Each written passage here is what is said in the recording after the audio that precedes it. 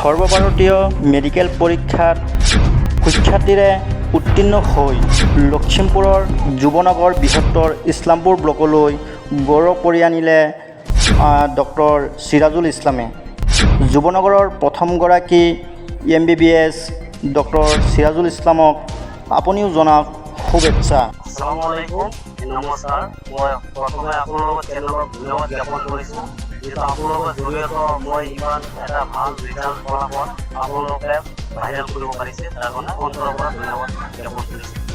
আজি যোৱা দুদিন পিছত আমি মই এজন মেডিকেল ষ্টুডেণ্ট, যিটো ফৰেন মেডিকেল বুলি কয়, এব্ৰডত ষ্টাডি কৰি অহাৰ পিছত আমাৰ ভাৰতত এটা এক্সাম হয়, যিটো এক্সাম অলপ হাৰ্ড হয়, ডিফিকাল্ট বুলি ক'ব পাৰোঁ, কাৰণ বিকজ পাছিং ৰেচিঅ'টো অলপ কম থাকে। সেইটোত ৰিজাল্ট মোৰ ভাল এটা নম্বৰ লৈ মই যিহেতু পাছ হৈছোঁ, আৰু এইটো পাছ কৰাৰ কাৰণে আমি বহুত হাৰ্ড ৱৰ্ক কৰিব লাগে, যিটো দিল্লীত থাকি কৰিব লাগে।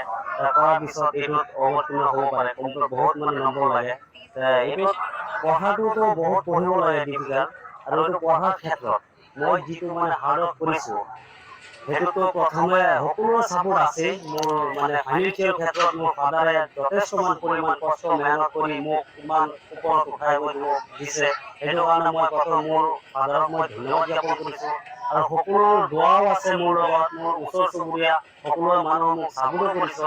মই সৰুৰ পৰা পঢ়াৰ ক্ষেত্ৰত সকলো মানুহে মোক উৎসাহ দিছে, সদায় মটিভেট কৰিছে, ডিমটিভেট কোনেও কৰা নাই। গতিকে সকলো মানুহ আজি আহিও আছে মোৰ কাৰণে। মই আজি বহুত আনন্দিত হৈছোঁ। এই দিনটোৰ কাৰণে মই ৱেইটিং কৰি আছিলোঁ যে কেতিয়া এই দিনটো পাম।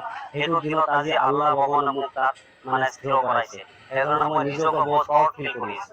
আপোনাৰ যিখিনি শিক্ষাগুৰু আছিলে, LP স্কুলৰ পৰা আৰম্ভ কৰি একেবাৰে ওপৰৰ লেভেললৈকে, বিশেষকৈ তেওঁলোকক কি ক'ব বিচাৰে? হয়, তেওঁলোককতো বহুত ধন্যবাদ দিব লাগিব। পঢ়াৰ ক্ষেত্ৰত, ৰাস্তা দেখুওৱাৰ ক্ষেত্ৰত টিচাৰবিলাকে কৰিছে। প্ৰাইমেৰী যিটো গাইডলাইন ফাইনেন্সিয়েল ক্ষেত্ৰত পেৰেণ্টছেই কৰে, আৰু যিটো মানুহ বনোৱাটো, যিটো কেৰেক্টাৰ বনোৱাটো, সেইটোতো টিচাৰসকলে কৰে, ছাৰসকলক। সেইসকলকো মই প্ৰথমে ধন্যবাদ জ্ঞাপন কৰিছোঁ মোৰ তৰফৰ পৰা।